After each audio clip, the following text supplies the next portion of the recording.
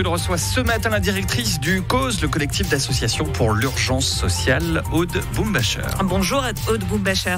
Bonjour. Merci d'être sur Radio Lac ce matin. La ville de Genève a donc annoncé hier soir avoir mis à disposition de l'association Intégration des mineurs sans statut légal l'abri PC de Châtelaine. 16 familles, 70 personnes y sont accueillies depuis hier.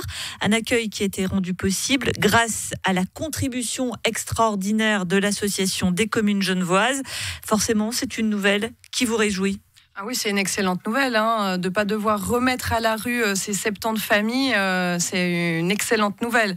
Elles vont maintenant pouvoir continuer d'être hébergées au chaud pendant les prochains mois. C'est la première mesure concrète liée à cette contribution exceptionnelle qui a été votée le 6 avril. Depuis, il n'y avait pas vraiment d'annonce. Vous commenciez à vous impatienter un petit peu ?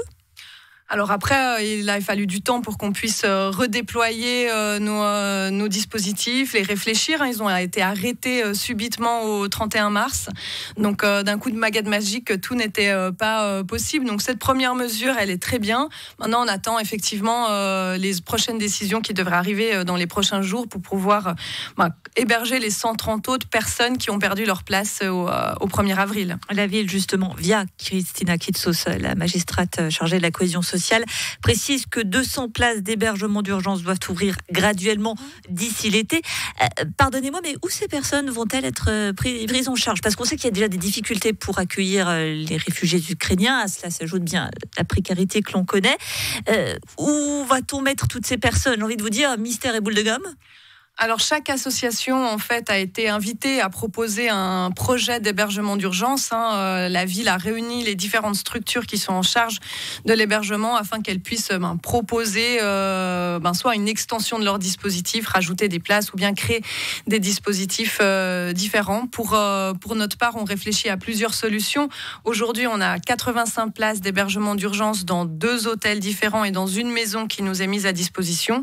On pourrait tout à fait augmenter nos places d'hôtel. On a vu ça avec les différents hôteliers et on va en parallèle développer aussi un autre type de dispositif qui s'appelle le lieu de répit humanitaire qui vise à proposer une première mise à l'abri des personnes, c'est-à-dire dans un espace où les personnes elles pourraient venir juste dormir, se reposer et puis repartir le lendemain où il y aura une première évaluation de leurs besoins afin de les orienter ensuite dans le bon dispositif. Parce que chaque personne sans abri n'est pas pareil. Il n'y a pas un profil type d'une personne sans abri. Ça peut être une dame qui aurait perdu son travail, notamment pendant le Covid, qui travaillait dans l'économie domestique, qui n'aurait pas de statut sur le territoire, ou bien des messieurs qui vont être en errance depuis de plusieurs années, qui ont du mal à raccrocher, ou encore des familles. Donc pour tous ces types de personnes, si on peut dire, il faut différents types d'hébergement d'urgence. 200 places tout de même à trouver. On sait que déjà la plupart des locaux fixes, on va les qualifier ainsi, étaient occupés. Les chambres d'hôtel, c'est l'unique solution. On se doute bien que vous n'allez pas construire en 2 jours des hébergements d'urgence, ça prend du temps. Ou est-ce qu'il faut se dire, il va y avoir des préfabriqués par exemple, ou des tentes ou autre ? Est-ce que ça va être la solution d'urgence pour l'hébergement d'urgence?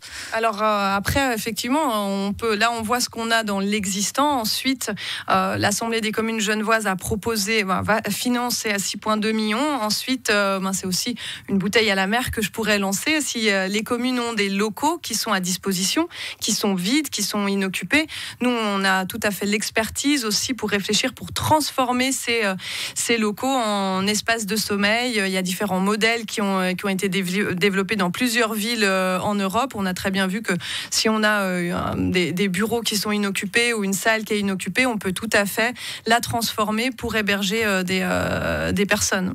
Revenons tout de même sur le déroulement de cette affaire. Tout a commencé, c'est un peu comme une série télé, fin mars où vous faites un appel en disant écoutez, le 1er avril, l'accueil d'urgence se ferme, etc. Le 1er avril, ça arrive, il a fait très froid, il y avait de la neige, coup de gueule, il n'y a pas d'autre mot, tiré à potello sur les réseaux sociaux pendant le week-end, 72 heures, c'est réglé. La CG, donc l'association des communes genevoises qui vote, qui débloque cet argent d'urgence. Honnêtement, Aude Boumbacher, quand vous avez vu ça, vous n'êtes pas dit non mais il se moque de nous, ça fait des années qu'on le dit et là en 72 heures tout est réglé?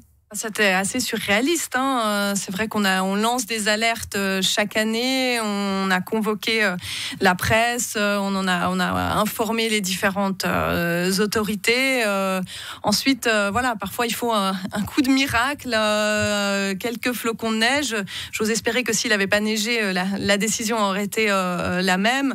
Passer le choc un peu émotionnel de cette décision, finalement, c'est un premier pas qui est historique. L'Assemblée des communes genevoises finance pour 6,2 millions l'hébergement d'urgence. C'est une première pierre. Et puis, ce qu'on attend maintenant, ça va être la suite pour 2023. Comment est-ce que l'hébergement d'urgence sera financé pour pérenniser, pour arrêter en fait d'être dans cette politique du thermomètre, du yo-yo, où on passe de 300 places, 500 places. Ça met les personnes dans la précarité encore plus et les travailleurs sociaux qu'on engage également. Donc, c'est une première pierre.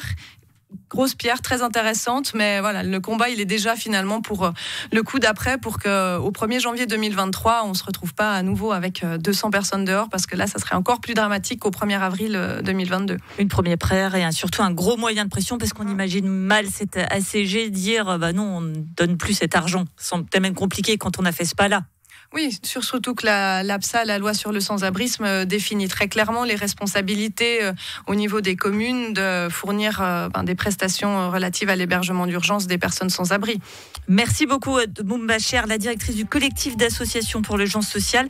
Donc, on rappelle votre petit appel concernant les communes, si elles avaient une salle, bien vous êtes disponible pour l'aménager pour ces sans-abri. Merci à vous d'avoir été sur Radio Lac ce matin.